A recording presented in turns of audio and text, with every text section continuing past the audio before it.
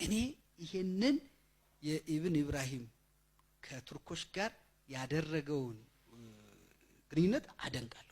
አንዱም ቅድም ያነሳው የአህመድ በተለምዶ ግራኝ አህመድ ምን ብለን ምን ጠራቸው ሰው ታሪክ ነው። እንዲህ አይነት ዕውቀት እንደዚህ አይነት እውነት ብዙ ጊዜ ሰዎች ሲፈሯቸው ስለሚያጋጥመኝ ነው።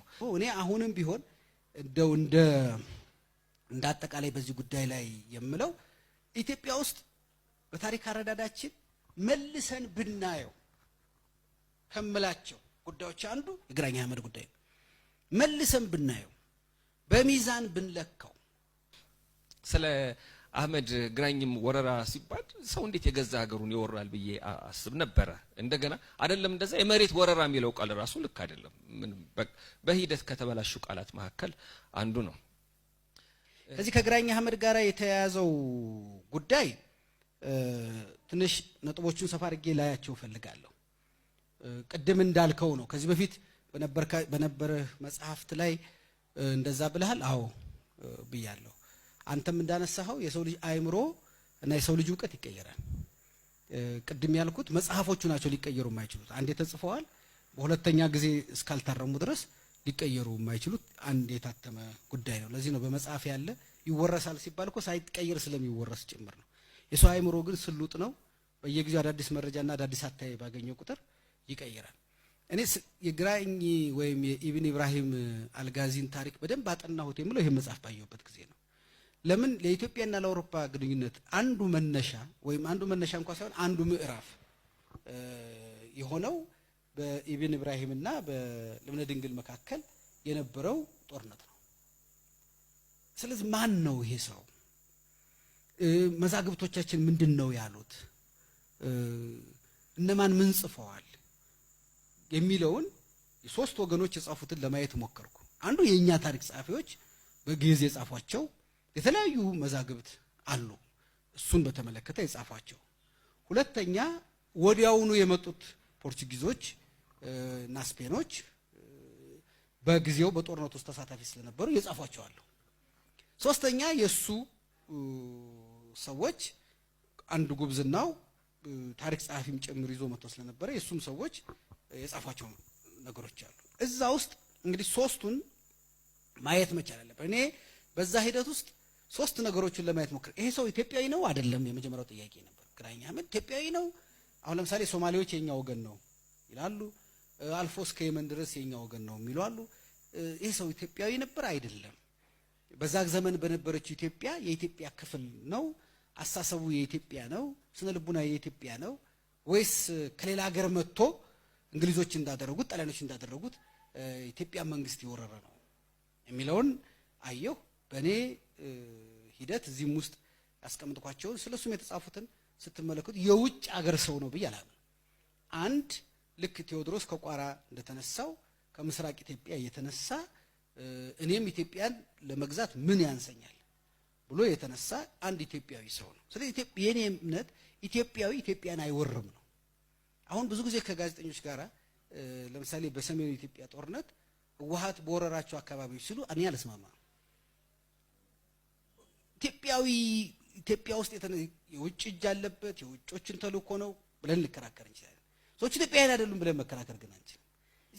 ኢትዮጵያው ጋር ይዋጋል። የእርስ በርስ ጦርነት ልክ አሜሪካ ሲቪል ዋር ላይ እንደምናየው ወይም ሌሎቹ ላይ እንደምናየው የእርስ በርስ ጦርነት እኔ ገዛ አይነት ክርክር ነው እንጂ የነበረው ኢትዮጵያን የመውረር ጉዳይ ነው ብዬ እኔ አላምንም።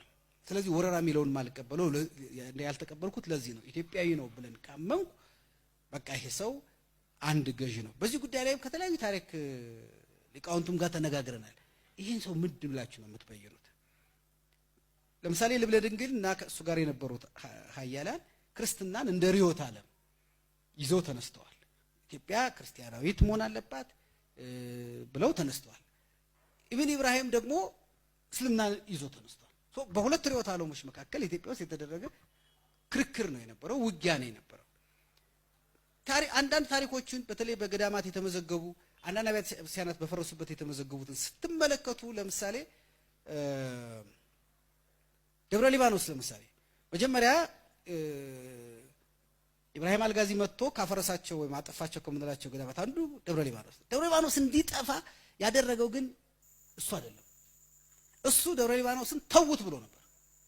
አንድ ወደድ ባይ እንዴት ሱስ ቢል እኛን ተዋለን ብሎ መነኮሳቱ እየተከራከሩ ከሌሎቹ ጋር ይህን ሀብት እንሰጣቸዋለን፣ የወርቅ ዕቃዎችን እነዚህ እንሰጣቸዋለን፣ ይህን ገዳሙን ግን ተውልን ተብሎ እሺ ተውላቸው፣ ወርቁን ምኑን ብቻ ይስጧችሁ። ምክንያቱም የዛን ጊዜ የነገስታቱ ሀብቱ ወርቁ ምኑ መቀመጫ እዛ ስለነበረ ወርቁን ፍለጋ ሀብቱን ፍለጋ፣ እሱ ደግሞ ወርቅና ሀብቱን የሚፈልግበት ምክንያት አለ። ምክንያቱም ድጋፍ ለሰጡት በኋላ አነሳዋለሁ፣ ድጋፍ ለሰጡት አካላት መክፈል አለበት። የሚከፈል ገንዘብ ያስፈልጋል። ዝም ብሎ የሚከተል ጀሌ የለም። ወይ ርስት ማግኘት አለበት ወይ ገንዘብ ማግኘት አለበት። በዛ መሀል ነው እንግዲህ አንዱ ሂዶ ለኮሰው። በቃ እንትኑን ሁለቱ እየተከራከሩ ለኮሰው። ሀይቅ የተረፈበትን መንገድ ስታው ለምሳሌ አንዱ በዚህ ድርድር ነው ቁጭ ብለው ተነጋግረዋል መነኮሳቱ። ሀብቱን እንሰጣለን፣ ወርቁን የምኑን እንሰጣለን፣ መጽሐፎቹና ሌሎቹን ግን ተውልን አሉት። መጽሐፎቹና ገዳማቸውን አትንኩ፣ ወርቁን ውሰዱ አለ። በጀልባ ሄደው ወርቁን ወሰዱ፣ ተወላቸው። ገዳሙ ሳይነካ ነው። እንዲህ አይነት በጣም ብዙ ታሪኮችን እናያለን። ከሱ ጋር በእምነት ይቀርብ የነበረው አረበኛም የሚችለው በስነ ልቡናም ትንሽ ቀረቤታ ያለው የመናዊውን የጨጌን ባቆምን አንቀጸ አሚን ሁለቱን መጽሐፎች ብታነቡ ሁለቱ መጽሐፍ የተጻፈበት ምክንያት ለሱ ክርስትናን ለምን ታጠፋለህ፣ አብያተ ክርስቲያናትን ለምን ታፈርሳለህ፣ ኢትዮጵያን ለምን ታደርጋለህ ብሎ ቁርአንን እየጠቀሰ ነው የጻፈለት። ቁርአን ስለማያውቅ ዕንባቆም ማለት ነው። ሁለቱ ደብዳቤዎች ናቸው። ምን እንደሚለው ዕንባቆም ይሄንን ደብዳቤ ካየ በኋላ በዚህ መልኩ ያስረዳኝ ሰው ስለሌለ ነው፣ ናና የበለጠ ብታስረዳኝ ካንተ ጋር መስማማት እችላለሁ አለኝ ይላል። እሱ ግን ሳይሄድ ቀረ። የሚለው መጨረሻው አልሄድኩም ነው፣ ሳይሄድ ቀረ። ቢሄድ ኑሮ ምን ይፈጠር ነበር አናውቅም። ለኢማጂኔሽን የተተወ ነው እንዲህ አይነቱ ጉዳይና ብዙ ጉዳዮች እንደዚህ አይነት ነገር እናገኛለን። የአፄ ገላውዲዮስ ዜና መዋዕል ጸሐፊ ከጦርነቱ በኋላ 1/10 ወይም 10% ክርስቲያኖች ናቸው የተረፉት ይላል። አሁን ጎርጎርዮስ ራሳቸው ይሄን አይቀበሉትም። እሳቸው ራሱ እንደሚሉት በኋላ በገላውዲዮስ ዘመን የተነሱትን ሊቃውንት ብዛት ስናይ ይሄ ታሪክ ጸሐፊ ትክክለኛ ነገር የተናገረ አይመስለኝም ይላሉ። ምክንያቱም በጣም ብዙ ከሚስዮናውያን ጋር የተከራከሩት ሊቃውንት ብዙ ናቸው። እነዚህ ሁሉ የት ነው የነበሩት? ለምሳሌ እና አዛዥ ዘስላሴ እኮ ለሱ አድረው የነበሩ ሰዎች ናቸው። በኋላ በሚስዮናውያን ትልቅ ተከራካሪ ሆነው የመጡት ሰዎች በግራኝ ጊዜ ለንጉሱ ለሱ አድረው መለሳይ ሆነው የነበሩ ሰዎች ናቸው። በኋላ ጦርነቱ እያየለ ወደ ግላውዲዮስ እያደላ ሲመጣ ከዛ እየወጡ የመጡት ማለት ነው። እና ብዙዎች ተርፈዋል። ብዙ ሰዎች ተገደው በጦርነት የተቀበሉ እንዳሉ ሁሉ እነሱ ደግሞ አብዛኛዎቹን እንደው ዝርዝር ብታዋቸው ከሱ ይልቅ እሱን ተከትለው የመጡት አካላት የፈጠሯቸው ስህተቶች አሉ። ይሄ በየትኛውም ሀገር እንደሚፈጠርና እኔ ጉዳዩን የማየው በዛ መንገድ ነው። አብያተ ክርስቲያናትን አጥፍቷል፣ ብዙ ጥፋት አጥፍቷል። አዎ እሱ የአምደ ጽዮንን ታሪክ እኮ ሄዳችሁ ብታዩት አምደ ጽዮን በምስራቅ ጦርነቱ ጊዜ ብዙ መስጊዶችን አፍርሷል። ብዙ እንግዲህ የዛ የዘመኑ ትርክት ስለሆነ የዘመኑ ጦርነት አካል ስለሆነ እንዲህ ነው የሚዋጉት። ያንተን ማዕከል መተህ ሰውየው ላንተ እንዲንበረከክ ማድረግ አንዱ የአሰራር ሂደት ስለሆነ በቃ የዛ ዘመን ነው። አሁን ነውርም የሆነው አሁን ባለን ስሜት የዛን ዘመን ሰዎች መዝነን ለምን እንዲህ ያደርጋሉ ምንላቸው ከሆነ ወይ እኛ የተማርነውን ትምህርት ማግኘት ነበረባቸው፣ ወይ እንደኛ አዲስ አበባ መኖር ነበረባቸው፣ ወይ እንደኛ ቴሌቪዥንና ሬዲዮ ሊያገኙ ይገባ ነበር። አሁን የምናስበውን ለማሰብ ግን እነሱ የዛሬ 600 500 ዓመት የነበሩ ሰዎች ናቸው። በዘመን እሳቤ ነው ሊመዘኑ የሚገባውና እኔ እሱንም የማየው በዛ ነው። ቅድም ያነሳቸው መጽሐፍት ቤተክርስቲያን መረጃዎች ሁለተኛ ሲታተም እሱን መጀመሪያም ለማህበረ ቅዱሳን ነው የሰጠሁት። ሁለተኛም ያሳተመው ማህበረ ቅዱሳን ነው። ሁለተኛ ሲያሳተመውም እኔ ቁጭ ብዬ አይደለም ያረምኩት፣ ማተም ስለነበረባቸው አተሙ።